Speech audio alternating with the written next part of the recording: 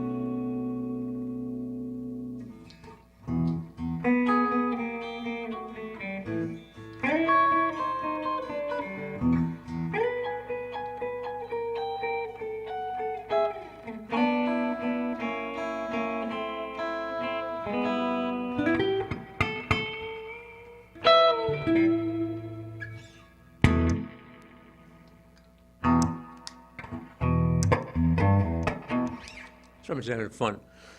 Where were we? Oh, I know. Hello, everybody. Welcome to Tom's Guitar Show. They call me Guitar Tom because I'm often seen with the guitar. They used to call me on the phone, you know, back when we had like a call-in show. We don't really do that much anymore. But they call me, ask me questions about, how to play guitar, the care and feeding of your guitar, what kind of guitar is right for you. You know, related topics like the guitarron, guitarras, sitars, lutes, ouds, vihuelas, banjos, balalaikas, bazookies, bajos, sextos, bandurias, bandolins, mandolins, mandoras, mandocellos. Alpenhorns, bagpipes, and concertinas. There you go. Trombones and trombamarinas. Hey, dulcimers, dobros, and didgeridoos. Harmoniums, harpsichords, and harmonicas. Pixie harps, Irish harps, and Jews harps. Yeah. Clarinets and clavinets, clavichords, clavinovas. That's a Yamaha thing. Xylophones and zithers is about all I have left. Oh, okay. Well, I can think of a few more things. Like I say pipe organs and piccolos. I probably already did. I don't know. I mean, I see this stuff every week. I mean, we're just musical instruments. That's kind of, the show's really about, mostly about guitars and related things. I mean, banjos. Things with frets, generally. Yeah, things with frets. And I just stretch a point. I would bring my string bass that has no frets, and I have one, two. Yeah, if you stretch it a little bit, you can say I have 3 fretless bass guitars. Ah. I have 2 that are ready to play at any moment. I'd play them right now, but I don't have them with me. They're hanging on the wall. They need to be dusted off and tuned. That's about it.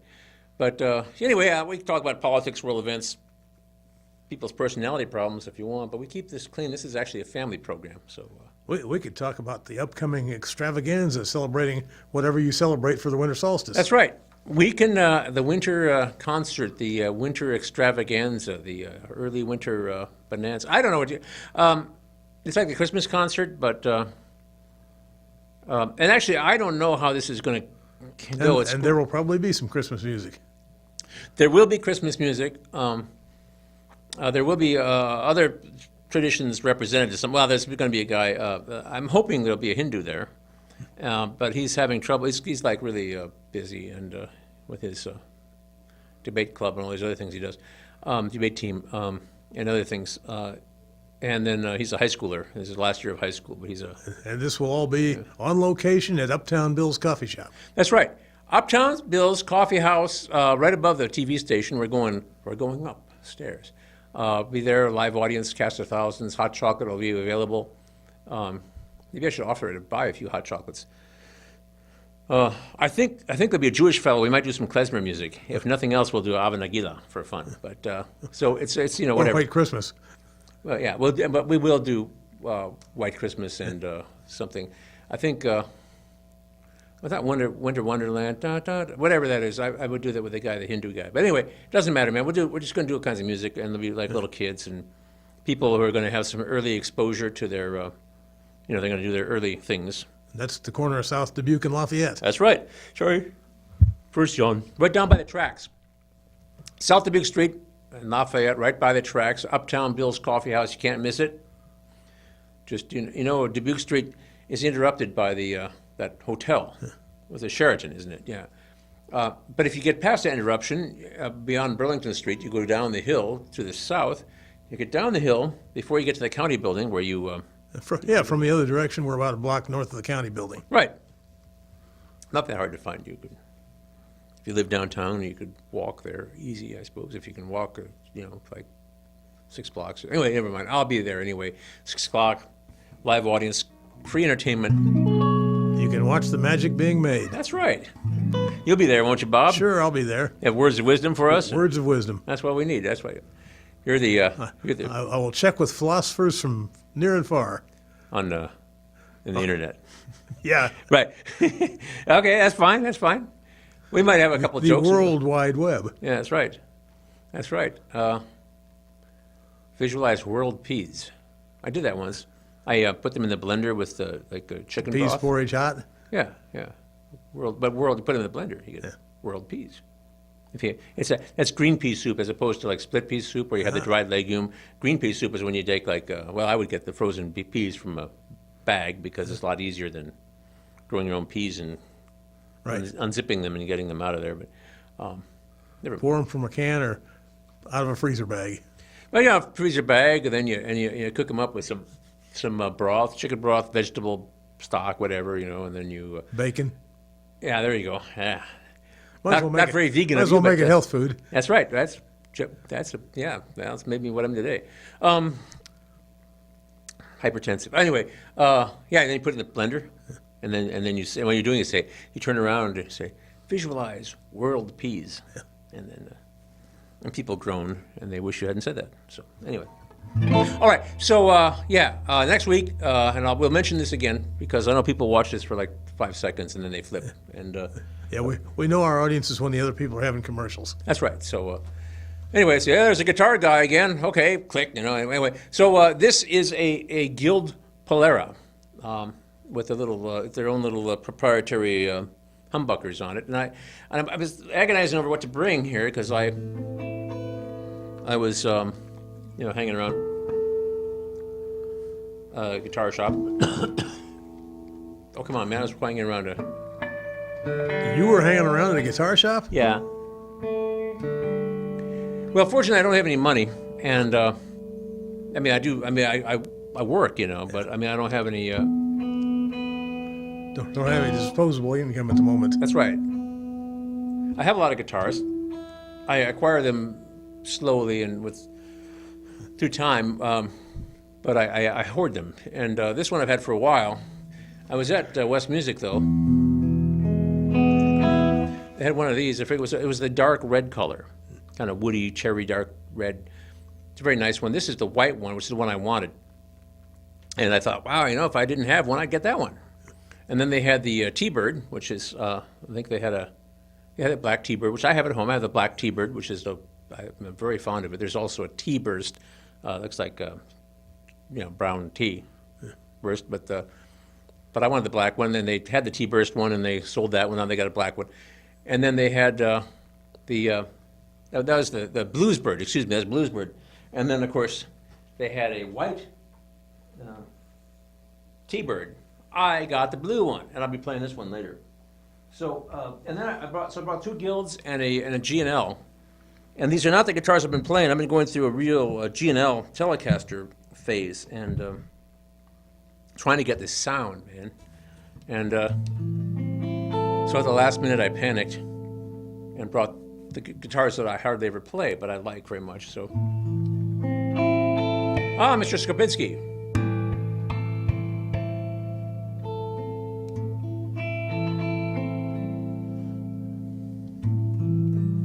make some sort of loop and riff with this.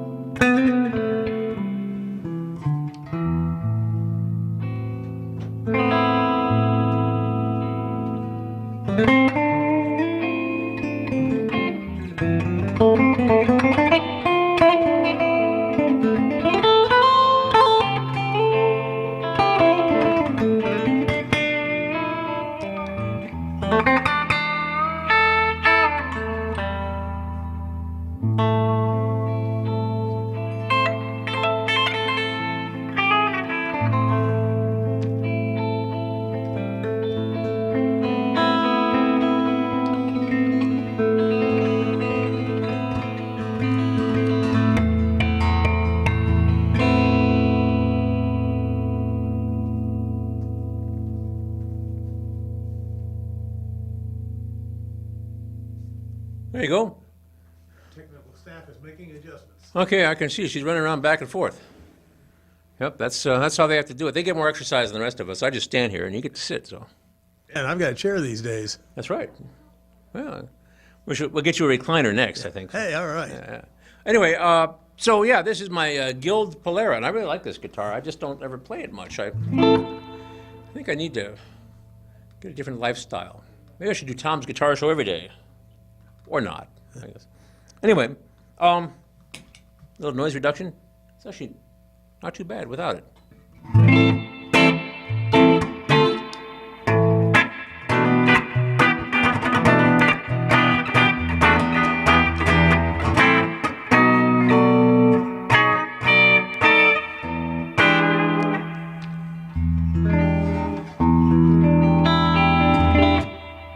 Here comes the rest of the technical staff. Yeah, they're working away. Yeah. Okay, so that was my That's my Polera.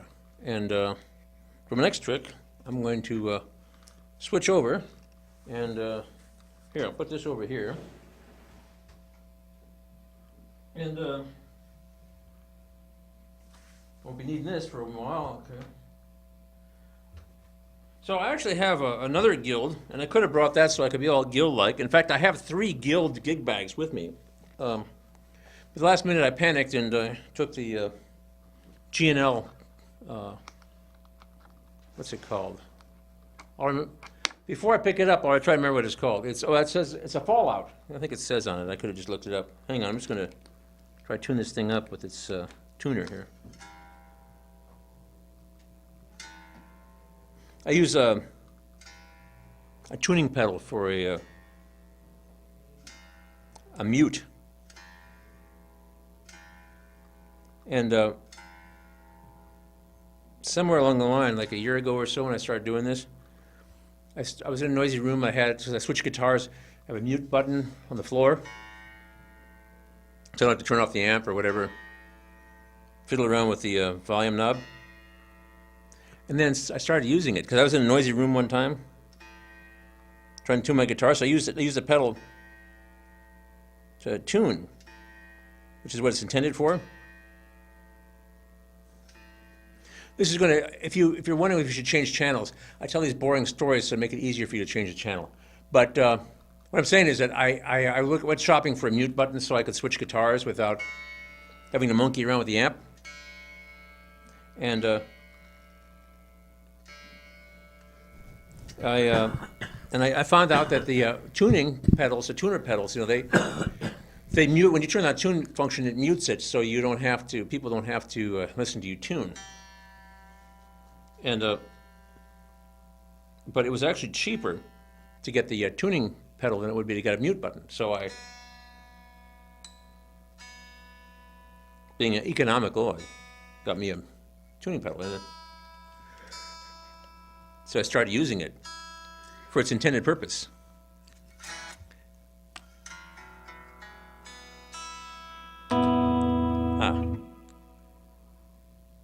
Wow, that's pretty good. This is 2 P90s. See, that's 1 P90. That's the other P90. Here's 2 P90s. Balance out the noise. Yeah. This is actually a really nice guitar. I have other.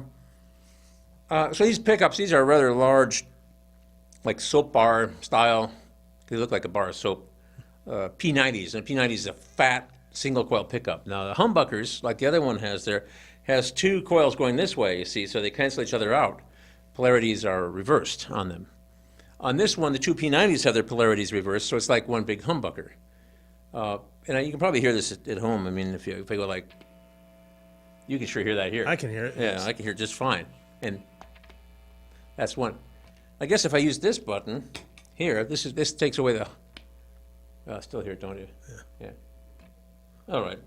So as long as I keep it in the middle position, this is actually a little bit like more bright sounding, a little crisper sounding, and not quite as loud as some of my other P90s. Like I have the Reverend guitars, the P90s. I almost brought a couple of those. Not next week, but maybe the week after that I'll bring my Reverends. But anyway, sorry. Anyway, so this thing,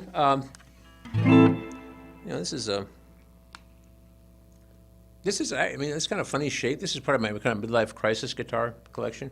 I'm over that now, because if I'd be having a midlife crisis now, I'd live to be 120. I think that yellow flying V would be the midlife crisis guitar. That was the ultimate midlife crisis, yeah. And then I have the DBZ Hailfire, which is it's shaped a little bit more like this, but it's red with a spalted maple section down the middle. Anyway, the thing I like about this guitar, though, not only does it has kind of a nice P90 sound, but it has a really big, thick neck on it, a little bit bigger. And a lot of people say, well, I can't. People will go, well, I can't reach over the strings when I can't reach the strings, So yeah, well, you got your thumb like there. I wouldn't be able to do anything. Like I couldn't reach my strings either. If I wanted to go and have a foot race, for instance, like Mr. Skopinski here, maybe he's a maybe fitter man than I am. But if we wanted to go have a race down the street, maybe he could outrun me easily. But if he tied his shoelaces together you know, so he could only take baby steps and he fell down a lot. I could easily beat him in a foot race, you see, because that would be poor technique for running. You know what I mean? Yeah. So, if I put my thumb behind it and elevate the guitar like this, and I did move the strap button from here to back here, which means I drilled a hole in this thing, and I didn't want to, but I had to.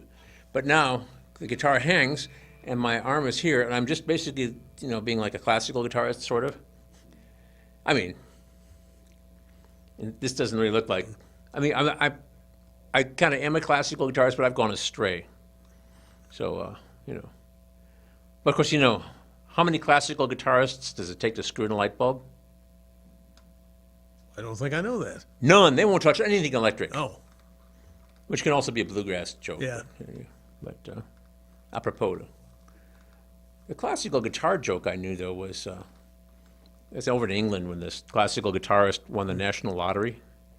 The journalist asked him what he was going to do now. He said, I'm going to keep playing concerts until the money runs out. Yeah.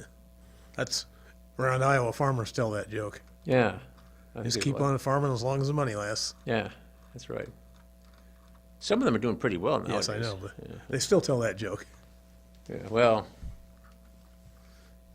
they're. I think some of them are hoping for more tax breaks and more subsidies and less restriction on their effluence. I think is that what they call it when they have a.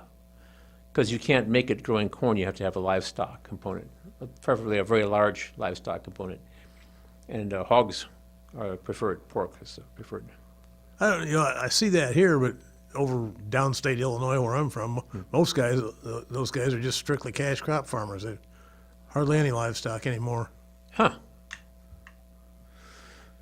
Wonder how they do that. You know, when you do see livestock, it's some feedlot operation or a big confinement. I see. But they're getting pretty scarce over there. We all say they're on that corn, beans, and Florida rotation. I see. Well, you can certainly go to Florida a lot more easily if you're growing corn and beans than if you have a bunch livestock, of critters to feed. But like the Amishmen say, the difference between being in prison and milking cows is in prison you don't have to milk the cows. That's right. Of course.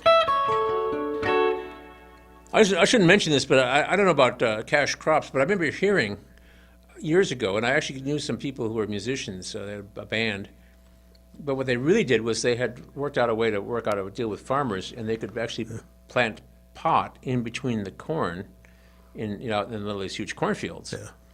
And but you see, is that the pot, the marijuana doesn't grow necessarily very well here because of the growing season. Well, Iowa cops now have airplanes that can infrared spot the pot. Yeah, I guess this is a long time ago. I mean, I don't know what happened to that band. What I actually know is one guy, his wife was trying to figure out why he had so much money and had this little band, and it was like a way to launder it. And then he was quitting the business, and he was telling me this. And I think I was bartending actually in Stone City, and this guy was telling me that it was some sort of thing I would do to supplement my guitar playing career. Yeah.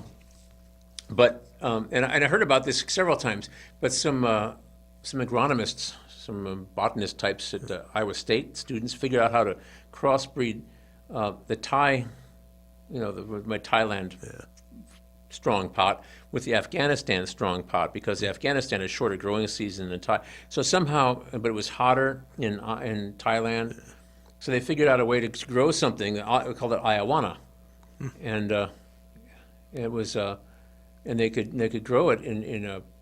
It's elaborate. I think what they do is they started out in little peat pots, like little peat moss pots that you can get, at the garden supply store, and then you grow it under a light in the late, in the early spring, and then in the late spring, early summer, you go out and plant it in the corn rows, and it grew up with the corn, and this provided plenty of income, much more cost effective than corn and field corn, and. But I guess the problem is if you get busted, you're in trouble. So I hear these things. I actually have never tried anything like that myself. Well, back when I was in the building business, we had a customer we sold pole barns, the metal machine sheds you see. Yeah. We had a customer who built one with a translucent plastic side on it. because he was growing, he's getting into the wine business. He was growing, starting grapevines in there and then moving them out. Anyway, the state, somebody got tipped off and thought, sure as the world, he must be growing pot in there. So he got regular visits from the state checking to make sure there wasn't pot growing in there where he was I see. starting his grapevines. Well,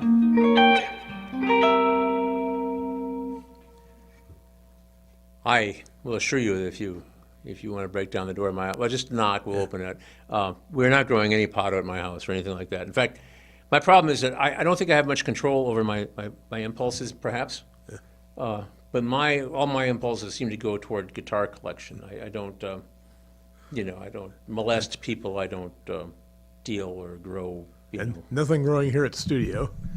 Nothing that we want to have growing here at the studio anyway, but we have some fake trees, but we're trying to keep Cats. any kind of fungus and everything away. But Cats grow quite a lot around here. But the cats grow outside, though, so, yeah. Anyway, This is Mr. Skopinski Yeah. in the control room. Yeah. Your conversation reminds me of when I lived in North Carolina back in the late 70s, early 80s. If you drove westward into the mountains, into the more economically depressed parts of the state, it was very common to see somebody who had just a little plot of land, maybe about an acre or less, and you'd always see a tobacco patch. Small patch, maybe half an acre or something, but you had to think that that was their income for the year. Tobacco is very easy to spot. It's a very distinctive plant, and of course it is a legal drug, I guess you could say. But a lot of down-to-earth people in Western North Carolina, that was probably their income, was their little patch of tobacco. Yeah, yeah. And moonshine, of course, never mind. Well, you couldn't see that from the interstate. I wouldn't think so, but, and since Prohibition ended, it's not as same as, but, well, they still do it because it's so much cheaper than taxed whiskey. I suppose, yeah. But Yeah. it's not the business it was during Prohibition. No. And it gave birth to NASCAR. Oh, yeah, rum runners and moonshiners, yeah. This is beautiful.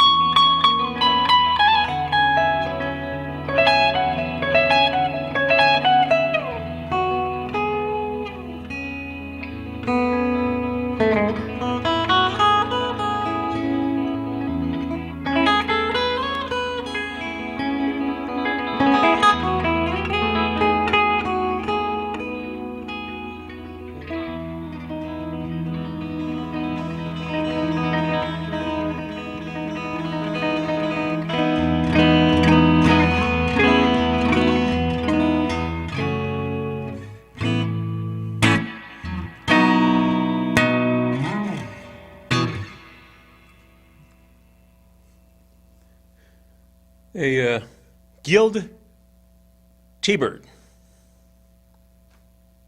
Not to be confused with my bluesbird, which I almost brought. Or I quite like my bluesbird. But my bluesbird has powerful humbuckers. And I just wanted to bring everybody who some things along that weren't so just powerful humbuckers. So, bah humbuck. Anyway, never mind. Okay. Anyway, it's sort of a midlife crisis guitar, but I kind of like that the neck is blue too. You know, it's kind of a fun color of blue. But I'm just funny that way. Speaking of blue, hang on. Let's see if I can put this in here without causing any damage. Okay.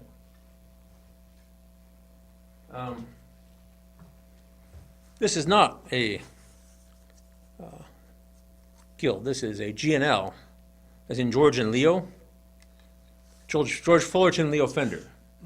Fender, you know, Fender sold his name in the mid-'60s, and then he went to work for Music Man or something. I forget what he did with Music Man, but he was a major figure there. And is this loose? I think it is. Hang on. Anyway, so George Fullerton was his sales manager or whatever at executive at Fender. And after CBS bought Fender, I don't know exactly what he did with his life, but some years after that and after the Music Man days, George Fullerton and Leo Fender, a Fender guitarist, started G&L.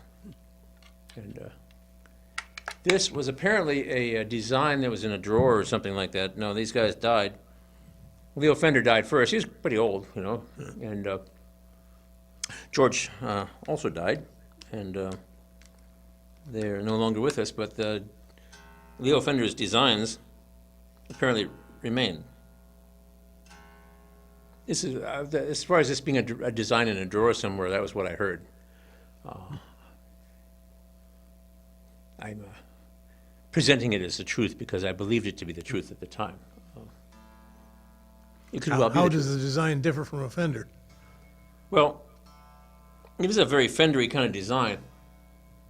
Fenders tend to have the tuners all on one side, and this kind of headstock. This is very similar to the Fender style, but it has a little notch in it. This is a G&L thing. It's shaped kind of like a Mustang or something. You know, they had these other smaller guitars that they had in the '60s. Other designs. The two main designs that have survived since the '50s 'and are the Stratocaster and the Telecaster. But there were other ones that they made, like smaller guitars for kids and things, other shapes. Guitars trying to get in the jazz guitar market. And so jazz guitars tend to be big, fat, hollow body, arch-top guitars, similar to the arch-top guitars of the 1920s. They were, you know, played in big bands. And, wow.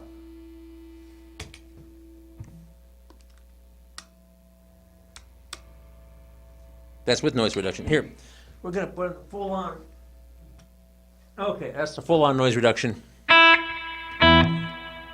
Actually, it works pretty well. If I play it softly, though, not that bad. I have a MXR Smart Gate on the floor. I had it on the lighter setting for the other guitars because they weren't actually too bad. In fact, most of the time I didn't have it on when I was playing those other two. This one, without it, it sounds like this. That's the this is a P90, and then I have the two pickups together, pretty bad, and then this one. This is a humbucker. This is a real humbucker. It's got two pickups in one, polarities matching. But this sounds sort of like.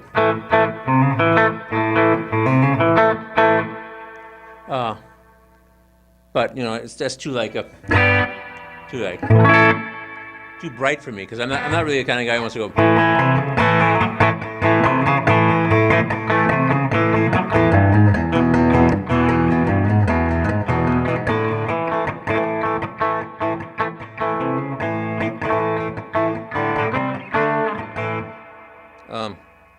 I'd rather go like this. Anyway, So, yeah, this is a G&L Fallout. I had it for a while. And what you can't really tell on your television set probably is it's a very light blue. I got a very pretty little blue, actually. Something like you might color an Easter egg. But I think on TV it just looks white. It's probably closer to white than blue, but it is very light blue. And it's actually kind of a fun guitar. It also has kind of a little bit fatter neck than you'd expect for a guitar like this. It's smaller and if you can get past the hum, which I did by using the MXR Smart Gate, which is a noise gate, and what that does is it when the guitar is not being played, it shuts the sound of the guitar off. Right? So if I rub it like this, and if I have this off, you can hear that? If I have it on, you can't hear that because it's not producing enough sound. But if I play it, the gate opens. And then when I stop, it closes. And while I'm playing, you can't hear the hum very well because it's covered up with all the music I'm playing. So, anyway. Anybody who's watched this show for any amount of time knows that I'm allergic to noise on electric guitars, which seems like a contradiction in terms. But little hums and things and buzzes just drive me nuts. And your line would be, that's not a drive, that's just a putt. Right. Yeah, Well, one would think you'd go all acoustic. Yeah, well, my problem with that is that, years ago, 20 years ago, whatever, and before that, I think it was like 1999, I just like pretty much gave up. 97, pretty much, I guess, that'd be 20 years ago, and I gave up trying to compete in the world without amplification. I have a very loud classical guitar, so a long time ago I had a gig at the University Club, or the University Athletic Club, which I think is closed down now suddenly, but it was all by the Finkbein Golf Course. And I played my classical guitar in the lounge on Friday nights when they had like happy hour, and they had things like I think they're Swedish meatballs. I don't know how they're different, but they put them on little toothpicks and cheese and bits of fruit. And crudité, like the French call crudité, which are like, like carrot sticks and celery and radishes or whatever. A relish tray. Yeah, here, a little table of that in the corner. I'd be in the other corner, then there'd be the bar, and then there'd be the local gentry who were there, having martinis. And I played classical guitar in the corner, and they liked me. They kept me there every Friday night until they finally laid me off. But I had no amplification. I played my classical guitar, and I just sat on a bar stool. I used my guitar case as a footrest. And I did, I was I was in my 20s, and I was a long time ago. I was young and fairly innocent. But as life went on, I played Jenny's Cafe in the Czech Village, Cedar Rapids, with that same guitar without amplification. And it was okay, but I couldn't even hear myself sometimes. And now I just gave up, man. The noises, people use their outdoor voices indoors, and I just, so yeah. Anyway, I haven't heard them in a few years. I don't know if they're still around or not. But down where my wife is from, there was a local band down there that played old time rock and roll. They called them, that was the name of the band, was the Acoustics. Oh, huh. Yeah, okay. Acoustic is the name of the cheap amplifiers that they sell at the Guitar Center. Huh. They're called acoustic, when they electric guitar and bass amp, anything, But anyway, it's all pressure waves, man, and I actually quite like this guitar if I can get it to behave. If I play it softly, you can hear that. Like the old riddle, if a man is alone in the woods, says something, and no woman hears him, is he still wrong? Yeah, right, yeah. You've been married for a while, haven't you? Yes. Okay, all right, okay. I didn't say anything really.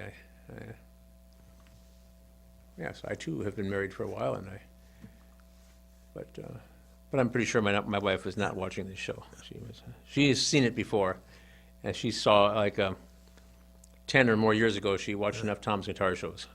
Well, my wife lives out of town, doesn't get Iowa City cable, so Yeah, she's not likely to look it up on YouTube. not likely. Okay, yeah, okay. Well, all right then. You know, we,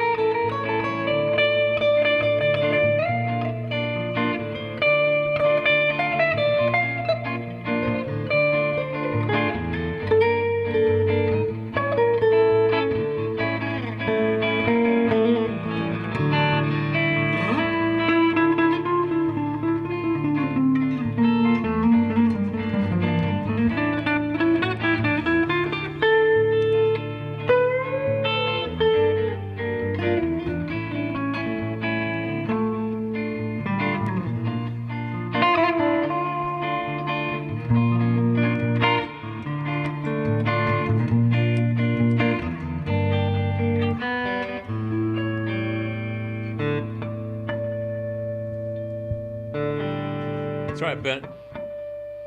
What happens if you bend a note?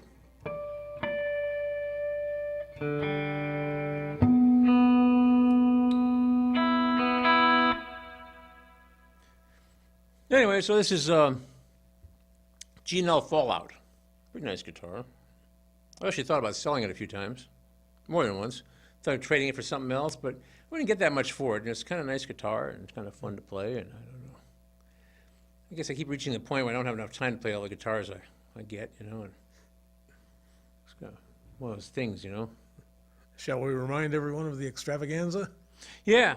So just so you don't forget, or I made a note, next week, Tom's Guitar Show, which is Tuesday, live at 6 p.m., will be at Uptown Bill's Coffee House. And this is our winter extravaganza. As in, there'll be a cast of thousands, well, maybe a dozen. I mean, there'll be people, like little kids coming up and people having their first experiences playing in public. It'd be somewhat of a Christmas theme, but there'll be other things going on too. And kind of the holiday, winter solstice. Gets dark early, time to light the little lights and candles and things, and there'll probably be hot chocolate available. So if you want to see the magic made in person, Yeah, and see Uptown Bill's Coffee House if you haven't been there. yeah, go to Uptown Bill's, and if you want to, you can probably go downstairs, take a look at the TV station where we're making this show if you want. Actually, if you really wanted to, you could come down here and watch us make the show. And if you really wanted to, you could probably come down here and take a couple workshops and work on the show. If you did that for a while, got used to what you were doing and everything, you could probably make your own show, but I'm getting ahead of myself. And if you think you could do it better than we do, as many people do, Yeah, you can. that's right. Well, really the first 20, 23 years, whatever this show's been going on, we've been the worst. Is the hardest. That's the hardest. Yeah, it's getting a little better, maybe. I don't know, a little easier. One of You- these days we'll get it right, and then we'll be out of a job. That's right. We keep doing it until we get it right. That's what Phil used to say. He didn't live to see it. Yeah. So, anyway, So if you want to see Phil's dream come true, that's right. Don't hold your breath, because it's been a while. Anyway, yeah. So, and there could be criticized that my show is kind of boring and like I kind of phone it in. But every week, I try to bring guitars and my own little ideas about how it sounds good. Like right now, I'm showing off my my three guitars that I normally don't play. This G&L Fallout, the Guild Polara, and the Guild T-Bird. And who knows what I'll do? Well, next week. Next week, I haven't quite figured it out yet if I'm going to just play into a microphone with a guitar or if I'll, plug something in. But I think it might be just like one electric guitar in the whole mix. So, I don't know. Maybe I'll, I don't know. Maybe I'll just be unplugged. I don't know. But there'll be microphones. People up the stage. I'm going to play Christmas music. I'll play Rudolph the Red-Nosed Reindeer with a young fellow who's of an age who may actually still be waiting for the hoof steps on the roof on Christmas Eve. Young enough fellow, young fellow, very is short he in guy. school yet? He's in school, yeah. Usually that goes pretty fast after they get to school. Oh, because they get an education and they learn from other. Talk to the older kids. Yeah. Well, I kind of went back to believing in Santa Claus. I'd when I got older, I'd have been premature senility, but I would watch Miracle on 34th Street, the old one when Natalie Wood was a little kid and everything like that, and I kind of like the. My wife told our kids, if you don't believe in him, he won't come. Yeah. So the oldest is pushing 50 now. I see. Yeah. Okay. And she's still looking for Santa Claus. I see. Well, maybe someday. You never know. Well, there's a whole thing about that. I mean, we could talk about philosophy, religion, all that stuff. You start thinking, Santa Claus is maybe he's a spirit. And he's ancient. He's pre-Christian, really. He's a pagan thing, really. I mean, there's Saint Nicholas, but he has got really little to do with Santa Claus. Saint Nicholas in what it was now Turkey, I believe. Yeah. And his thing, but he was generous or something, but it's not the same, The whole Santa Claus thing with the red suit and the flying reindeer. That's a. Well, Coca-Cola put Santa Claus in a red suit. Oh, really? Okay, yeah. I guess, yeah. Coca-Cola, yeah. That's what. Well, there you go. That's what. Yeah. The American Santa Claus was all dressed in furs still. Coca-Cola put him in a Coca-Cola red suit. Yeah, he was. Now, Saint Nick, he was a bishop, so he wore red. But There you go. Coca-Cola decided they'd like to sell Coke in the wintertime, so they started dressing Santa Claus in Coca-Cola red. That's right, and it's not hard to get your Coke cold in the winter, so put it in the snow for a little while. But yeah, you. Well, I mean, I have read these things about the origins of Santa Claus and the Santa Claus legend. Of course, among the Dutch, there's Santa Claus, but he goes along with the devil too, and they an ogre, Krampus. Yeah, right, Krampus. And he doesn't live at the North Pole. He lives in Spain. Yeah, that's right. Okay. Well, I'm sure that's much more you know, much more comfortable for him. But Well, the story I saw was the American Santa Claus comes from the North Pole because Thomas Nast was a strong Union supporter, and he wanted to put him as far away from the Confederacy as he could. I see. So he's at the North Pole. Yeah, interesting. Civil War has a lot to do. In Pierpoint, you know, the guy who wrote Jingle Bells. He was a New Englander, but he moved south to join the Confederacy because he believed in it. And I've had this argument with people. Somebody recently, I argued with somebody about the Civil War and her and you know, she's sort of like the stars and the bars and everything. And I said, you know, this is but the Civil War was fought over slavery. This is not, you know, it's not defensible, really. And she said, no, it wasn't. It was just they just couldn't agree. They couldn't agree on slavery. It's about states' rights. States wanted the right to have slavery, and she just didn't buy it. And she was raised, you know, believing this other story. And I just, you know, I don't. There's just certain things I don't budge on philosophically. Like I'm not in favor of slavery, and I know there are more slaves now in the world than ever because there's such a larger population. There are people, you know, in slavery right now. In this country, metaphorically, but in other places, you know, literally. And I just, you know, don't believe in that stuff. I believe it exists. So, but the guy who wrote Jingle Bells, I think the fact that he decided to join the Confederacy when he was actually the son of a parson in New England or whatever his background was, is a kind of a strike against him philosophically. Now, I'm not quite so I don't really like Jingle Bells that much, you know, anyway, but.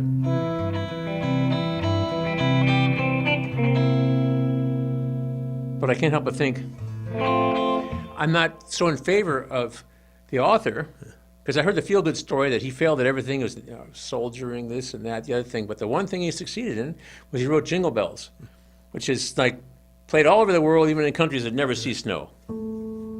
That's a sort of nice story that a minister would, you know, tell you, you know, at Christmas time during the sermon. So you want to look it up and see if that's true. So you look it up, read about the guy, Pierpoint, this guy who wrote it, you know, and he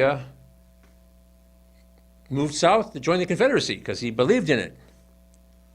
And it's not, and so now I don't think it's such a nice a story anymore. I mean, anyway. The thing about Jingle Bells is if you want to be secular and do a very wintry little song, it's not about Christmas. It's not Christmas at all. It's about winter transportation. Simply about some event, people like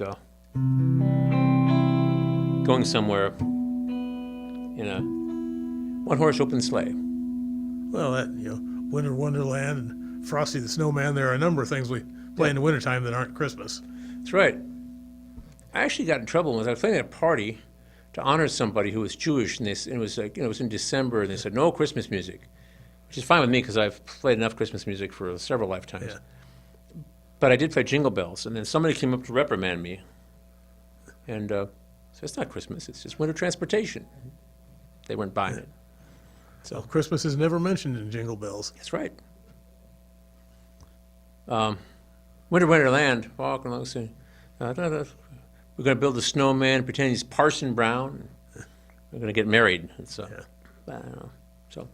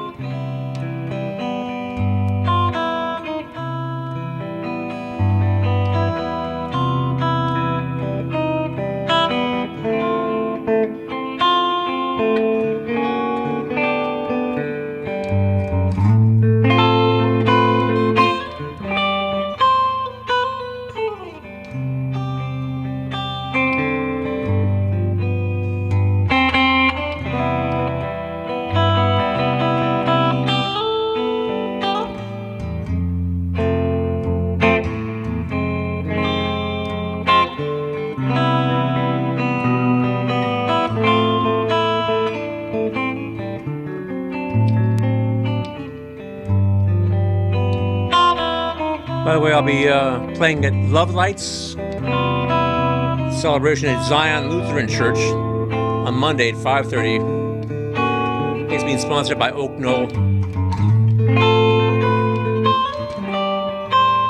For people who've maybe lost somebody in the past year, to deceased. I'll be at Tuscan Moon this weekend, so make reservations.